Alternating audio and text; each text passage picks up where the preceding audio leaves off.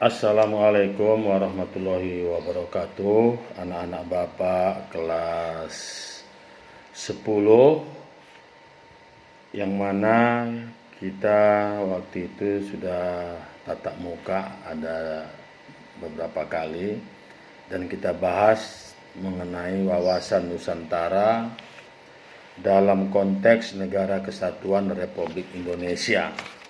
Dan Bapak sudah menugaskan kepada anak Bapak untuk mencari apa itu pengertian wawasan Nusantara, apa itu hakikat wawasan Nusantara, apa ajas-ajas wawasan Nusantara, apa kedudukan wawasan Nusantara, fungsi dan tujuan daripada wawasan Nusantara. Lalu sekarang kita mulai pelajaran, walaupun sudah ada waktu itu, tapi nggak ada salahnya Bapak ulang, yaitu tentang aspek Trigatra dan Pancagaratra dalam wawasan Nusantara. Kalau kita berbicara aspek-aspek Trigatra, ada pun yang dibahas di situ letak dan bentuk geografis. Lalu yang keduanya keadaan dan kemampuan penduduk. Di bagian letak dan bentuk geografis itu kita tahu wilayah Indonesia itu sangat strategis. Malah negara kita dikatakan negara kepulauan yang mana terdapat beribu-ribu pulau di dalamnya. Jadi kalau kita lihat garisnya itu udah ada lagi yang dikatakan terletak pada 6 derajat lintang utara, 11 derajat lintang selatan, 95 derajat bujur timur, 141 derajat bujur timur juga, yang di tengah-tengahnya terbentang garis ekuator. Sudah saya jelaskan waktu itu, sehingga Indonesia mempunyai dua musim, yaitu hujan dan kemarau. Lalu yang B, kemampuan penduduk. Ini dibagi dua. Ada dua faktor ya, ada faktor yang mempengaruhi jumlah penduduk. Kita tahu Indonesia penduduknya bagaimana, enak ya.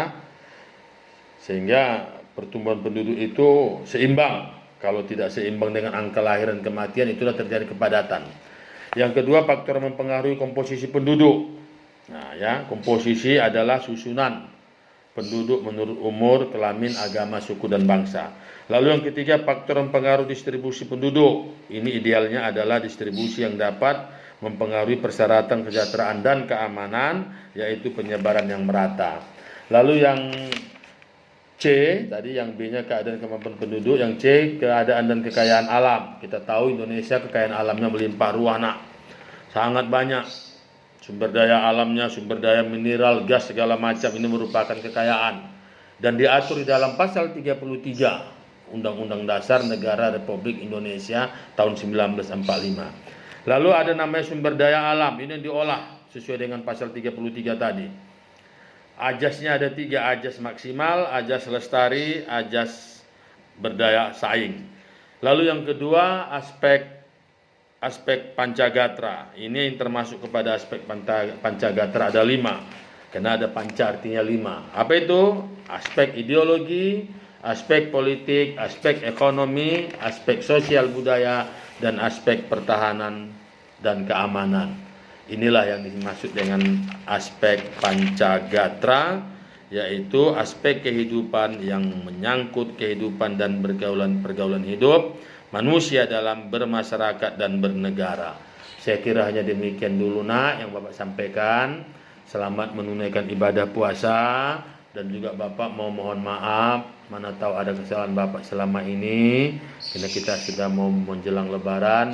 Bapak mengucapkan atau mohon maaf serta mengucapkan minal aidin wal faizin. Mohon maaf lahir dan batin. Sampaikan salam Bapak kepada orang tua anak-anak Bapak semua. Sekian dan terima kasih. Assalamualaikum warahmatullahi wabarakatuh.